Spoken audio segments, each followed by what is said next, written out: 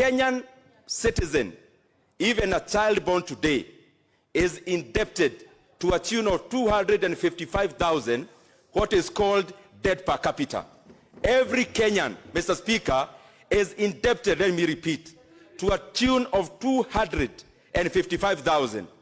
When President Kibaki retired, Mr. Speaker, that debt per capita was just around 48,000 per every Kenyan. And therefore, Mr. Speaker, we can see the trajectory. Let me give the actual statistics because I had some other pedestrian ones.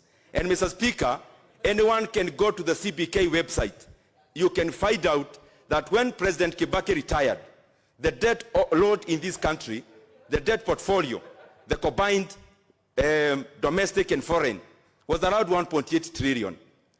By the time we are wrapping up the 2017 calendar year, it was just around 4.5 trillion Kenya shillings. And therefore, the net borrowing in the first year of this regime was just around 2.7 trillion, Mr. Speaker.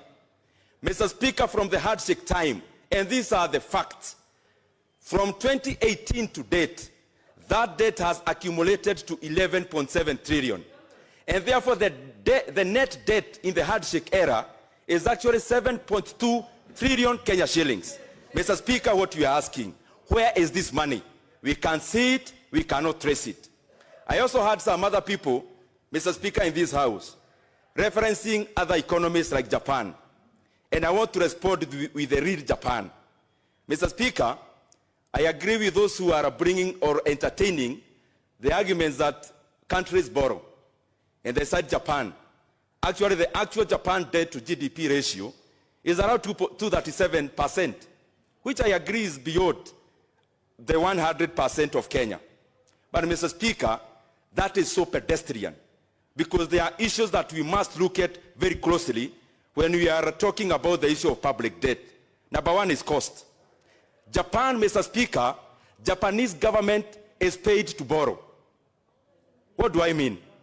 The 10-year yield of a Japanese board, Mr. Speaker, Japanese government board, is actually negative earning, Mr. Speaker. And therefore, the government of Japan is actually paid to borrow. The same equivalent, the 10-year board of the government of Kenya, is in excess of 13%. And therefore, Mr. Speaker, there is actually nothing to compare. Number two, there is something called forex. Most of our debt that is foreign is dollar denominated. Mr. Speaker, our country has got over 5 trillion of foreign debt. Anytime there is a variation of only 1% of dollar to Kenya shilling, Mr. Speaker, our debt portfolio increases by over 50 billion. And therefore, Mr. Speaker, we cannot compare Kenya and Japan or even with the US. But more importantly, there is something called net borrowing. When we talk about national public debt, we actually take the figure of the monies that the government has borrowed. In retrospect, Mr. Speaker, our country, Kenya, lends to no one. We only borrow.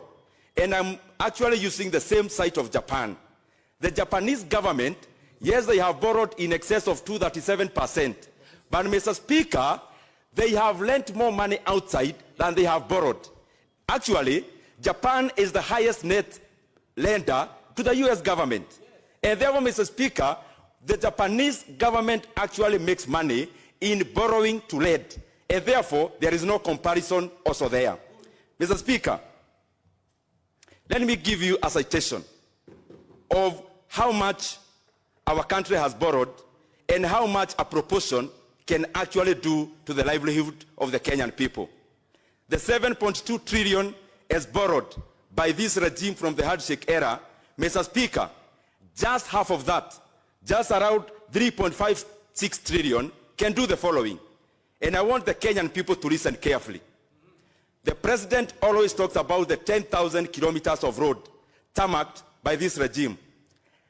If we actually double the 10,000 kilometers to 20,000 kilometers at a rate of 60 million, when we have even put in a cut for the brokers, 60 million per kilometer, that's around 1.2 trillion, Mr. Speaker. The Kenyan National Bureau of Statistics gives us the data that Kenya has got 12 million households. When President Kibaki retired, 2 million of those had connection to electricity. Mr. Speaker, connecting the 10,000 remaining to electricity without even the government subsidy. And therefore we put it at 35,000, that is 350 billion, Mr. Speaker. If you are to connect the other 10,000 households to save drinking water at 10 million households, Mr. Speaker, at 50,000 per household, that is around 500 billion, Mr. Speaker. If we are to build a level 5 hospital in every constituency in Kenya, that is 290 billion. Forget about the Tibet, Mr. Speaker. If we are to build a university of 1 billion Kenya shillings, if we add on even the SGR, Mr. Speaker, of 350 billion, that comes to below 3.5 trillion, Mr. Speaker. And therefore, Mr. Speaker, what this borrowing has been perpetuating is something called development corruption. This government, led by those people in the highest offices, have captured our economy. Let me cite, for example, this expressway here.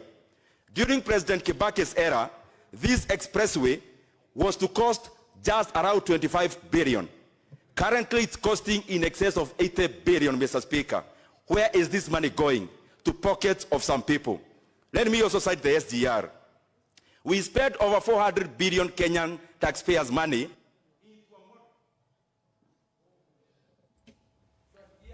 The Honorable Sotsi. Thank you, Mr. Speaker, for the